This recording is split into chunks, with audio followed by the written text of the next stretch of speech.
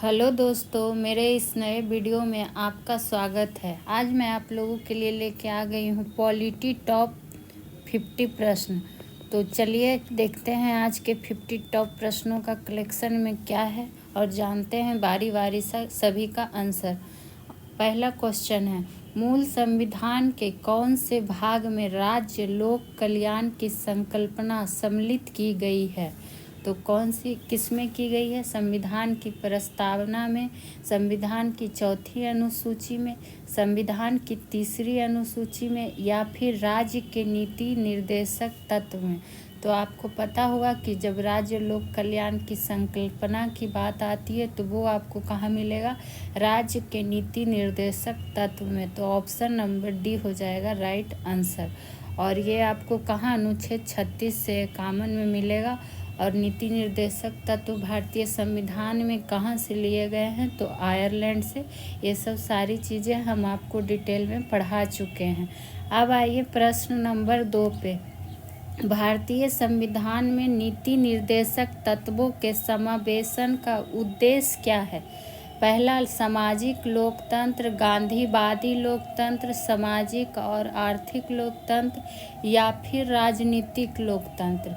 तो ये है क्या? सामाजिक और आर्थिक लोकतंत्र, ऑप्शन नंबर सी। बढ़ जाते हैं अगले प्रश्न की ओर। भारतीय संविधान के किस अनुच्छेद में समान न्याय एवं निःशुल्क विधिक सहायता का प्रावधान है? तो ये सब अनुच्छेद को ध्यान जरूर रखना है। हमसे क्या पूछा गया है? समान न्याय एवं निःशुल्क विधिक सहायता। तो किस में है? अनुच्छेद 30, अनुच्छेद 39 का ए या फिर अनुच्छेद 25 या अनुच्छेद 33 का बी। तो ये कौन सा ऑप्शन हो जाएगा? अनुच्छेद 39 का ए, जो कि ऑप्शन नंबर बी होगा राइट आंसर। अब बढ़ जाते हैं अगले प्रश्न की ओर, जो कि है हमारा 4 नंबर। और हाँ, इसके पहले भी आपको पॉलिटी टॉप 50 कराया गया है। सारे विषय का टॉप 100, टॉप 50 कराया जा रहा है। तो आप लोग पूरा वीडियो देखा कीजिए, वीडियो को लाइक शेयर कीजिए, चैनल को सब्सक्राइब कीजिए। आइए 4 नंबर देख लेते हैं। भारतीय संविधान के किस अनुच्छेद में राज्य को ग्राम पंचायत के संगठन का निर्देश दिया गया है? और ये प्रश्न आपके लिए काफ़ी इम्पोर्टेंट में से एक है, इसलिए इसको स्टार मार्क कर दिए। ग्राम पंचायत का गठन का अनुच्छेद बहुत बार पूछा गया। तो ये किस में है? अनुच्छेद 40 में, जो कि ऑप्शन नंबर बी होगा। बढ़ जाते हैं अगले प्रश्न की ओर। एक व्यक्ति ग्राम पंचायत की सदस्यता के लिए चुनाव लड़ना चाहता है तो उसकी उम्र कितनी होनी चाहिए? 18 वर्ष या उससे ऊपर, या 19 वर्ष या इससे ऊपर, 21 वर्ष या इससे ऊपर, या कम से कम 25 वर्ष। तो इसमें क्या हो जाएगा? 21 वर्ष या इससे ऊपर, जो कि अगर आपका 21 वर्ष है या आप उससे ऊपर हैं तो ग्राम पंचायत की सदस्यता के लिए चुनाव लड़ सकते हैं। तो ऑप्शन नंबर सी होगा राइट आंसर। अब बढ़िए अगले प्रश्न की ओर। व्यक्तिगत स्वतंत्रता के लिए सर्वोत्तम माना जाता है। क्या सर्वोत्तम माना जाता है? ऑप्शन ए है परमादेश, अधिकार परीक्षा, उत्प्रेरण लेख, बंदी उपस्थापक। और ये चारों जो दिए हुए हैं ऑप्शन में, जो 5 रिट जारी किया जाता है, आपको हम डिटेल में पढ़ाए हुए हैं ये सब सारे चीज़। लेकिन सिर्फ अभी क्वेश्चन आंसर चल रहा है और वो भी इम्पोर्टेंट प्रश्नों का, तो इसीलिए अभी उतना फुल डिस्कशन आप लोग को नहीं दिया जा रहा है। तो 6 का क्या हो जाएगा आंसर? बंदी उपस्थापक, ऑप्शन नंबर डी। उपस्थापक की जगह बंदी प्रत्यक्षकरण भी रह सकता है। अब आइए प्रश्न नंबर 7। 14 वर्ष से कम उम्र के बच्चे को जोखिम भरे काम पर न लगाना किस अधिकार के प्रति संरक्षण है? तो ये किस अधिकार के प्रति? ये हो जाएगा शोषण के विरुद्ध, जो कि ऑप्शन नंबर ए हो जाएगा राइट आंसर। तो चलिए अब बढ़ जाते हैं अगले प्रश्न की ओर। भारत के संविधान के किस अनुच्छेद में लिखा है कि 14 वर्ष से कम आयु का बालक किसी भी फैक्ट्री या खान या फिर अन्य कोई जोखिमपूर्ण रोजगार में कार्य नहीं करेगा? देखिए, जो ऑप्शन नंबर 7 नंबर जो क्वेश्चन था वही क्वेश्चन ये है, लेकिन वहाँ आपसे पूछा था कि ये किस अधिकार में आता है, और यहाँ आपसे उसी का अनुच्छेद पूछ दिया गया, और ये अनुच्छेद हमारे लिए इम्पोर्टेंट है। तो ये क्या हो जाएगा इसका राइट आंसर, अनुच्छेद 24, जो कि ऑप्शन ए में ही है। ठीक, अब बढ़ जाते हैं 9 पे। निम्नलिखित में से किसे कानूनी अधिकार प्राप्त है? ऑप्शन ए है योजना आयोग, ऑप्शन बी है निर्वाचन आयोग, सी में है हमारा वित्त आयोग, और डी में है संघ लोक सेवा आयोग। और हमसे कानूनी अधिकार किसे प्राप्त है यही पूछा गया है। तो कानूनी अधिकार किसे प्राप्त है? ये आपको प्राप्त है किसे? निर्वाचन आयोग को। आप लोग बताइएगा कि निर्वाचन आयोग किस अनुच्छेद से संबंधित है। अब आइए प्रश्न नंबर 10 पे। मूल कर्तव्यों का वर्णन संविधान के किस अनुच्छेद में है? तो मूल कर्तव्य का वर्णन है संविधान का किस अनुच्छेद में? अनुच्छेद 51 का क। जो देखिए ऊपर 51 भी है, लेकिन 51 का क भी दिया हुआ है, तो क्या हो जाएगा राइट आंसर, अनुच्छेद 51 का क। और मूल कर्तव्य लिया कहाँ गया से भारतीय संविधान में? तो रूस से। अब आइए 11 नंबर प्रश्न पे। राष्ट्रपति के चुनाव का निर्णय कौन करता है? सर्वोच्च न्यायालय, संसद, मंत्रिपरिषद या फिर लोकसभा और राज्यसभा। तो निर्णय कौन करता है? सर्वोच्च न्यायालय। तो ऑप्शन नंबर ए होगा राइट आंसर। अब आइए 12 नंबर प्रश्न पे। राष्ट्रपति की मृत्यु होने या इस्तीफा देने पर राष्ट्रपति कार्यालय के कार्यभार का पालन उपराष्ट्रपति कब तक करेंगे? ये आपसे पूछा गया है। तो ये कब तक करेंगे? ये करेंगे अधिकतम 6 महीने की अवधि तक। और ये प्रश्न का आंसर आपको पता भी होगा, तो ऑप्शन नंबर सी हो जाएगा राइट आंसर। अब बढ़ जाते हैं अगले प्रश्न की ओर, जो कि है हमारा 13 नंबर प्रश्न। किस अनुच्छेद के तहत सर्वोच्च न्यायालय से राष्ट्रपति परामर्श मांग सकता है? और ये प्रश्न इम्पॉर्टेंट प्रश्नों में से एक है, तो इसको स्टार मार्क कर लेना है। तो सर्वोच्च न्यायालय से राष्ट्रपति परामर्श मांगेगा किस अनुच्छेद के तहत? 137, 143, 136 या फिर 144। तो ये है 143, ऑप्शन नंबर बी। अब आइए अगले प्रश्न की ओर। राष्ट्रपति का अभिभाषण तैयार किया जाता है किसके द्वारा? यही आपसे पूछा गया है। ऑप्शन ए है राष्ट्रपति के विशेष सचिव द्वारा, ऑप्शन बी संसदीय मामलों के मंत्री द्वारा, सी में है लोकसभा के स्पीकर तथा राज्यसभा के सभापति द्वारा संयुक्त रूप से, या फिर प्रधानमंत्री और उनके मंत्रिमंडल द्वारा। तो ये अभिभाषण तैयार किया जाता है प्रधानमंत्री और उनके मंत्रिमंडल द्वारा। अब आइए प्रश्न नंबर 15 पे। युद्ध की घोषणा या शांति का फैसला करने में कानूनी रूप से सक्षम कौन है? ये आपसे पूछा गया है। राष्ट्रपति है, संसद है, मंत्रिपरिषद है या फिर प्रधानमंत्री है। तो युद्ध की घोषणा हो या फिर शांति का फैसला राष्ट्रपति करेंगे, तो ऑप्शन नंबर ए होगा राइट आंसर। तो अब आइए बढ़ जाते हैं अगले प्रश्न की ओर, जो कि है हमारा 16 नंबर। और आपको इसी तरह का टॉप 50, टॉप 100 सभी विषय का कराया जा रहा है, तो आप लोग अपना प्रैक्टिस कर लिया कीजिए, आपको हेल्प होगा। और जितना हो सके वीडियो को लाइक शेयर भी किया कीजिए। आइए 16 नंबर देख लेते हैं। राष्ट्रपति के चुनाव में भाग लेने वाले निर्वाचक मंडल में होता है, यानी कि कौन होता है? ऑप्शन ए है हमारा क्या, लोकसभा का सदस्य, ऑप्शन बी है राज्यसभा का सदस्य, ऑप्शन सी है लोकसभा, राज्यसभा एवं सभी राज्यों के विधानसभा के निर्वाचित सदस्य, या फिर ऑप्शन डी है सभी राज्यों के विधानमंडलों के। तो इसका राइट आंसर हो जाएगा ऑप्शन नंबर सी। अब बढ़ जाते हैं अगले प्रश्न की ओर, 17 नंबर। किसी राज्य में राष्ट्रपति शासन का तात्पर्य है कि वह राज्य संचालित होता है, यानी जब किसी राज्य में राष्ट्रपति शासन लग जाता है तो वह राज्य किसके द्वारा संचालित होता है? प्रत्यक्ष रूप में राष्ट्रपति द्वारा, या फिर एक काम चलाऊ सरकार द्वारा, या फिर राष्ट्रपति द्वारा नामांकित मुख्यमंत्री द्वारा, या फिर राज्य के राज्यपाल द्वारा। तो ये राष्ट्रपति शासन जब राज्य में है तो राज्य संचालित किसके द्वारा होगा? राज्य के राज्यपाल द्वारा। तो ऑप्शन नंबर डी हो जाएगा राइट आंसर। अब बढ़ जाते हैं आज के 18वें प्रश्न की ओर। भारत के राष्ट्रपति के निर्वाचन के लिए न्यूनतम निर्धारित आयु कितनी है? यहाँ राष्ट्रपति का पूछा गया और आपको राष्ट्रपति से संबंधित बहुत सारे महत्वपूर्ण प्रश्न रेगुलर सेशन में कराया जा चुका है। तो समझिए ये आपका एक तरह से रिवीजन क्लास चल रहा है। तो 21 वर्ष, 40 वर्ष, 30 वर्ष या फिर 35 वर्ष। तो जो न्यूनतम होता है वो कितना? 35 वर्ष। तो ऑप्शन नंबर डी। अब आइए प्रश्न नंबर 19।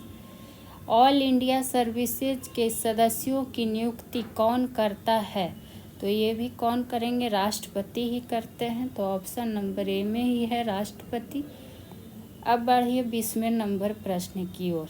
राष्ट्रपति लोकसभा को भंग कर सकता है, यानी कि किसकी सलाह पर भंग कर सकता है? तो प्रधानमंत्री की सलाह पर, उपराष्ट्रपति की सलाह पर, लोकसभा के अध्यक्ष की सलाह पर, या फिर सर्वोच्च न्यायालय की मुख्य न्यायाधीश की सलाह पर। तो ये जब राष्ट्रपति लोकसभा को भंग करते हैं किसकी सलाह पर? प्रधानमंत्री की सलाह पर। तो ऑप्शन नंबर ए होगा राइट आंसर। अब यहाँ पे देखिए 20 प्रश्न हमारे समाप्त हो गए। अभी टॉप 30 और बच रहे हैं, तो सबका जान लेते हैं कि क्या कैसा प्रश्न है। और आप लोग इसका प्रैक्टिस कर लीजिएगा, वीडियो भी देख लीजिएगा। आपको इसका PDF भी टेलीग्राम पे मिल जाएगा। तो आप लोग रिवीजन अच्छे से किया कीजिए और जितना हो सके प्लीज़ वीडियो को लाइक शेयर कीजिए। इस सेशन से संबंधित आपका कोई सुझाव प्रश्न हो तो कमेंट सेक्शन में कमेंट जाके कर सकते हैं। 21 नंबर पे आ जाते हैं। याचिका या फिर जिसको रिट भी बोलते हैं, जैसे कि परमादेश, देखिए बंदी प्रत्यक्षीकरण जारी किया जाता है, लेकिन किसके द्वारा किया जाता है ये आपसे पूछा गया। राष्ट्रपति द्वारा, भारत के महान्यायवादी द्वारा, या फिर सर्वोच्च एवं उच्च न्यायालय द्वारा, या फिर मंत्रिमंडल द्वारा।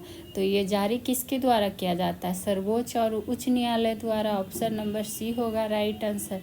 वही 22 नंबर की बात करें तो राष्ट्रपति को हटाया जा सकता है। तो कैसे हटाया जा सकता है? अविश्वास प्रस्ताव लाकर, या फिर संविधान संशोधन से, या कानूनी कार्यवाही से, या फिर महाभियोग द्वारा। तो आपको पता होगा राष्ट्रपति को महाभियोग द्वारा हटाया जा सकता है।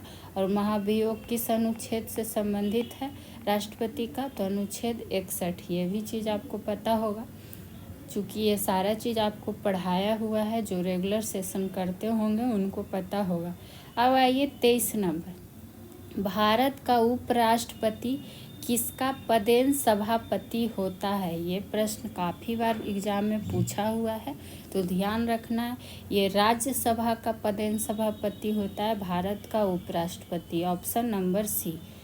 24 नंबर पे आ जाते हैं। अवित्तीय विधेयक को राष्ट्रपति कितनी बार लौटा सकता है? तो कितनी बार लौटा सकता है? 1 बार, 2 बार, 3 बार, या फिर 1 बार भी नहीं? तो 1 बार लौटा सकता है, जो कि ऑप्शन नंबर ए ही है। अब आइए पढ़ते हैं अगले प्रश्न की ओर, जो कि है 25 नंबर। अनुच्छेद 79 के अनुसार संसद का अभिन्न अंग होता है। कौन होता है? अब यानी सीधा सीधी पूछ रहा है कि संसद में कौन सा अंग नहीं है शामिल, यही क्वेश्चन है। तो कौन सा अभिन्न पूछा गया? तो राष्ट्रपति, लोकसभा या राज्यसभा। तो ऑप्शन नंबर तीनों, ये तो तीनों शामिल होता है। अच्छा, अभिन्न अंग है, यानी कि तीनों अनुच्छेद 79 के अनुसार पूछ रहा है कि संसद में कौन कौन शामिल होते हैं। तो उपरोक्त तीनों होंगे, चूँकि ये तीनों इसका होते हैं अंग। तो ऑप्शन नंबर डी हो जाएगा राइट आंसर। ठीक, और संसद का किसमें वर्णन है? तो अनुच्छेद 79 में। अब बढ़ जाते हैं आज के 26वें प्रश्न की ओर, जो कि है प्रधानमंत्री कैसे बनाया जाता है? ऑप्शन ए है निर्वाचन के द्वारा, ऑप्शन नंबर बी है मनोनयन के द्वारा, ऑप्शन सी है नियुक्ति के द्वारा या फिर भर्ती के द्वारा। तो आपको पता है प्रधानमंत्री की नियुक्ति होती है तो नियुक्ति के द्वारा, और ऑप्शन नंबर सी होगा राइट आंसर। बढ़ते हैं अगले प्रश्न की ओर, जो कि है 27 नंबर। संसद के 2 अधिवेशन का समयांतर कितना से अधिक नहीं होना चाहिए? 9 माह, 1 माह, 3 माह या फिर 6 माह। तो जो नहीं होना चाहिए कितना, 6 माह। तो ऑप्शन नंबर डी में है 6 माह। अब आइए 28 नंबर प्रश्न। लोकसभा का सत्र 1 वर्ष में न्यूनतम कितनी बार बुलाया जाता है? तो ये प्रश्न को भी ध्यान में रखना है कि कितनी बार न्यूनतम पूछा गया, ये भी ध्यान देना है। तो न्यूनतम 2 बार बुलाया जाता है, जो कि ऑप्शन नंबर ए में ही है। अब बढ़ जाते हैं आज के 29 नंबर प्रश्न पे। किसी राजनीतिक दल को राष्ट्रीय दल के रूप में मान्यता दी जाती है, कब दी जाती है, ये आपसे पूछा है। जब वह सभी राज्यों में चुनाव लड़ती हो? नहीं। जब वह राष्ट्रीय चुनाव में कुल मतदाता का कम से कम 5% मत प्राप्त कर लेती हो? नहीं। यदि उसे 4 या अधिक राज्यों में राजनीतिक दल के रूप में मान्यता दी गई हो? तो यही हो जाएगा हमारा राइट आंसर। और जब मिल ही गया है तो आगे पढ़ने की ज़रूरत ही नहीं है। अब आ जाते हैं आज के अगले प्रश्न, जो कि है हमारा 30 नंबर।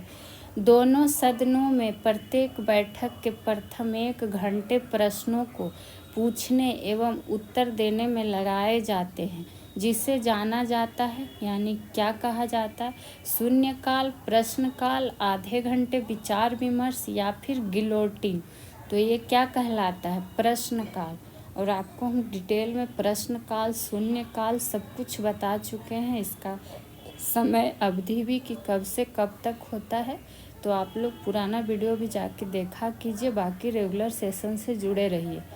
आप किसी भी एग्ज़ाम की तैयारी कर रहे होंगे तो यहाँ जो भी सेशन चल रहा है आपके लिए हेल्पफुल होने वाला है। 31 नंबर पे आते हैं। लोकसभा अध्यक्ष अन्य सदस्य को बोलने देने के लिए किसी एक सदस्य से बोलना बंद करने के लिए कह सकता है, यह व्यवस्था जानी जाती है। इस प्रश्न को स्टार मार्क कर लीजिएगा। तो ये किस रूप में जानी जाती है इस व्यवस्था को? शिष्टाचार, क्रॉसिंग द फ्लोर, प्रश्नोत्तर या फिर इलीडिंग द फ्लोर। तो ध्यान रखिएगा, इसे कहा जाता है crossing the floor, option number B. अब आ जाते हैं आज के 32 नंबर प्रश्न पे। शून्यकाल, देखिए फिर से शून्यकाल से आ गया।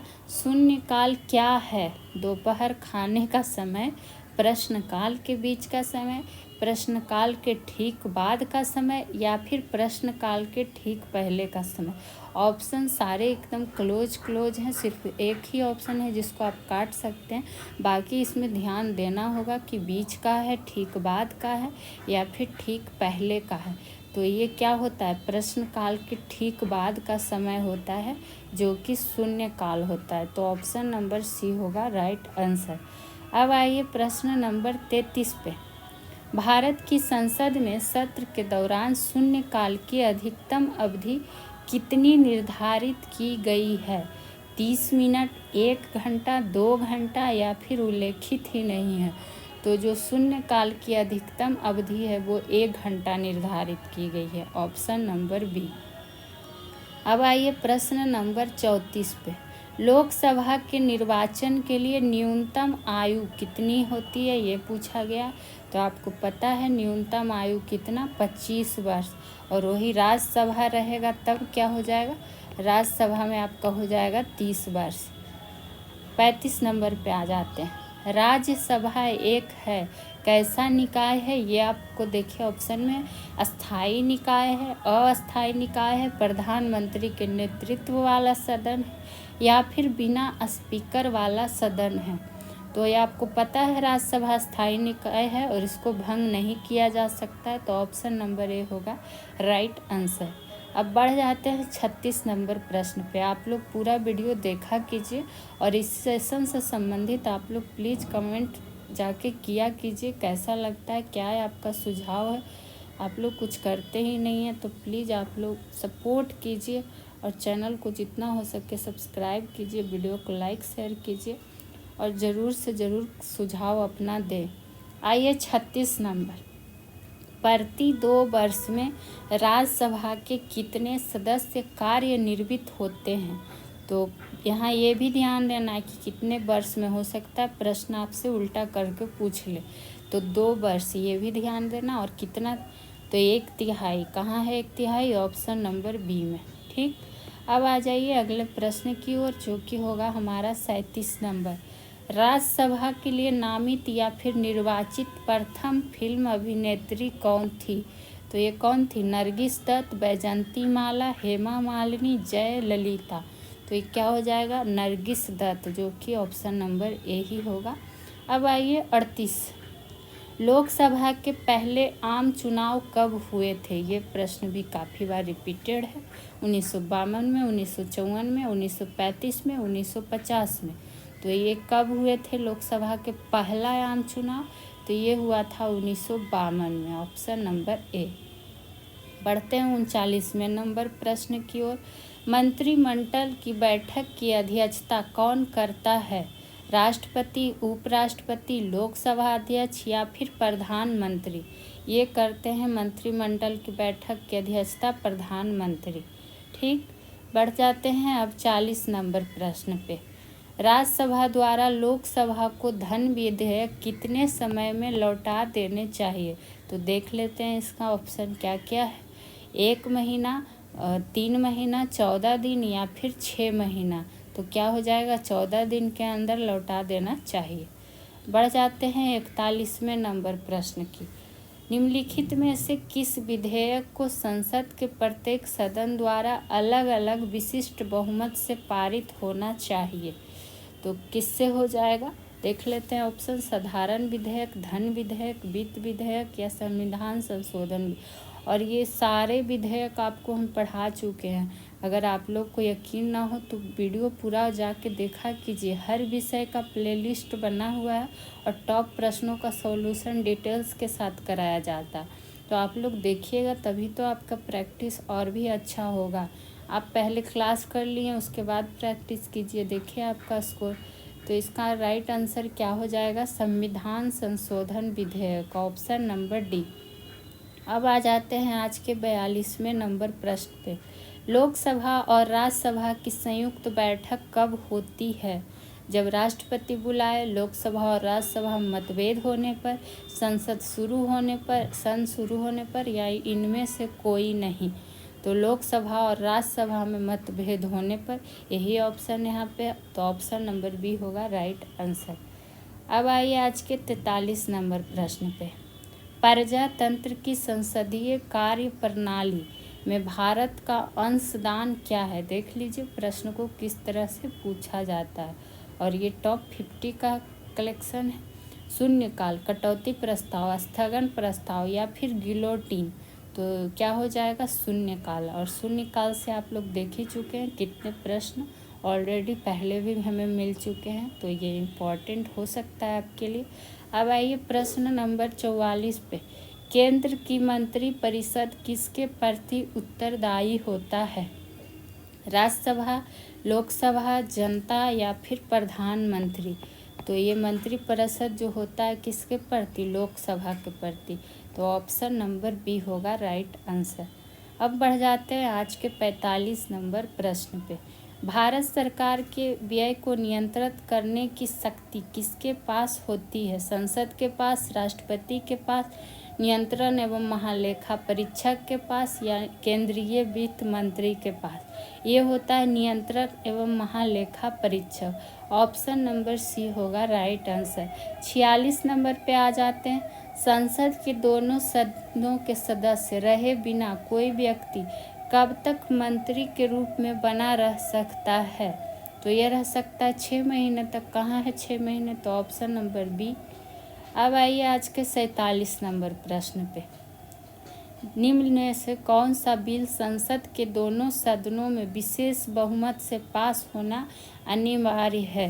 तो सामान्य bill, money bill, finance bill या फिर संविधान संशोधन संबंधी बिल। तो ये क्या हो जाएगा, जो संविधान संशोधन संबंधी बिल रहेगा वो संसद के दोनों सदन से विशेष बहुमत से पास होना अनिवार्य है। 48 नंबर पे आ जाते हैं। गैर सदस्य के रूप में संसद के किसी भी सदन की कार्यवाही में कौन भाग ले सकता है? तो आपको बहुत बार हम पढ़ाए भी हैं डिटेल में। उपराष्ट्रपति, मुख्य न्यायमूर्ति, महाधिवक्ता, जो महान्यायवादी। तो ऑप्शन नंबर सी होगा राइट आंसर। अब आइए 49 नंबर पे। भारत के नियंत्रक एवं महालेखा परीक्षक का कार्यकाल है। क्या कार्यकाल है? 6 वर्ष या 65 वर्ष की आयु, या फिर 6 वर्ष अथवा 65 वर्ष की आयु जो भी पहले हो, 6 वर्ष अथवा 62 वर्ष की आयु जो कि पहले हो। तो क्या हो जाएगा आंसर? 6 वर्ष अथवा 65 वर्ष की आयु। तो ऑप्शन नंबर सी होगा राइट आंसर। अब आ जाते हैं आज के अंतिम प्रश्न, जो कि हमारा होगा 50वां नंबर प्रश्न। देख लेते हैं क्या है। सर्वोच्च न्यायालय के जजों का वेतन किससे आहरित होता है? तो ये आहरित होता है किससे? संचित निधि से। तो ऑप्शन नंबर सी। इसका आपको PDF टेलीग्राम ग्रुप पे दे दिया जाएगा। और इसी तरह का रेगुलर सेशन से जुड़ने के लिए आप लोग चैनल को सब्सक्राइब कीजिए, वीडियो को शेयर लाइक किया कीजिए। चलिए मिलते हैं नेक्स्ट सेशन में किसी और विषय के साथ। तब तक खुश रहिए, मस्त रहिए, स्वस्थ रहिए। Thank you.